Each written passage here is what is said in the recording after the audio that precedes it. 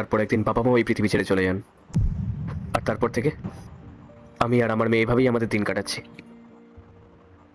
শুনতেও অবাক লাগে, কিন্তু এটাই হলো আজকের যুগের কঠিন ভালোবাসা।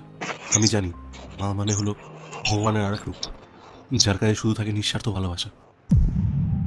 একটা ছোট্ট শিশু যার পৃথিবীটাই শুরু হয়েছে মায়ের মুখ থেকে, কিন্তু সেই মাকে একবারও পেছনে ফিরে তাকালো? নিজের রক্তের বাঁধন, নিজের কোলের সন্তান, সে সব কিছু মুছে দিয়ে চলে গেল অন্য একজনের কাছে নিজের সুখের খোঁজে। আপনি জানেন, ও হলো আমার ওয়াইফ। আমরাও লাভ ম্যারেজ করেছি।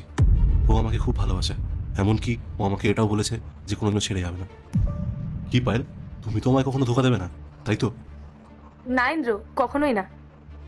দেখলেন, আমার ওয়াইফ কোনোদিনও আমার সাথে চিট করবে না। জানেন স্যার, আমার ওয়াইফও না আমাকে ঠিক এই একই রকমের কথা বলতো। দেখতে খুব সহজ সরল।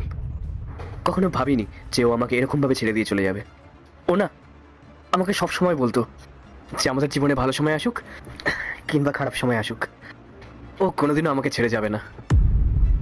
কিন্তু ও আমাদেরকে ছেড়ে চলে গেল। আমি না সব সময় ভগবানের কাছে প্রার্থনা করি ও যেন সব সময় ভালো থাকে, আর আপনারাও যেন সব সময় ভালো থাকেন। Thank you. আচ্ছা, আমি কথায় কথায় তো ভুলে গেছিলাম, আপনি একটু বসুন, আমি ওর জন্য খাবার নিয়ে আসছি। পায়েল, একটু ওনাদের খেয়াল রেখো। কেমন আছো রাহুল? কেমন আছি এটা তুমি জিজ্ঞেস করছো পায়েল? আরে আমি যদি জানতাম না যেটা তোমার বাড়ি, তাহলে আমি ভুলেও এখানে পা রাখতাম না, আর আমার মেয়েটাকেও তোমার ছায়া মারাতে দিতাম না। আর আমি কি না করেছি তোমার জন্য, আর তুমি কি করলে? আমার কথা বাদ দাও, তুমি তো এই মেয়েটার কথা ভাবতে পারতে। তুমি সেটা না করে তুমি ওকে ছেড়ে দিয়েই চলে গেলে। রাহুল, আমি কি করতাম বলো? আমি যদি ঋতিকাকে আমার সাথে নিয়ে আসতাম, তাহলে ইন্দ্র আমাকে কোনোদিনই বিয়ে করতো না। আমি কোনোদিন বুঝতে পারিনি যে আমার লোভের কারণে তোমার আর আমাদের মেয়ের জীবনটা এরকম হয়ে যাবে। I am really sorry Rahul, আমাকে প্লিজ ক্ষমা করে দাও। ক্ষমা? তুমি কি ভাবছো তুমি অন্য কারোর হাত ধরে খুব সুখে থাকবে? মনে রেখো, মিথ্যের ভিত্তিতে তৈরি হওয়া সম্পর্ক না কোনোদিনও টেকে না। তুমি আমার সাথে যে কাজটা করেছো না, সেই কাজটা ওই দাদাটার সঙ্গে করো না, কারণ উনিও তোমাকে অনেকটা বিশ্বাস করেন। আমি নিজের ভুলটা বুঝতে পেরেছি রাহুল।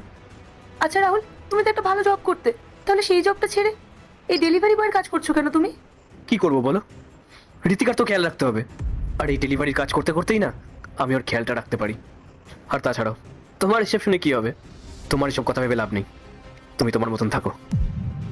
ঋতিকা মা, চলো।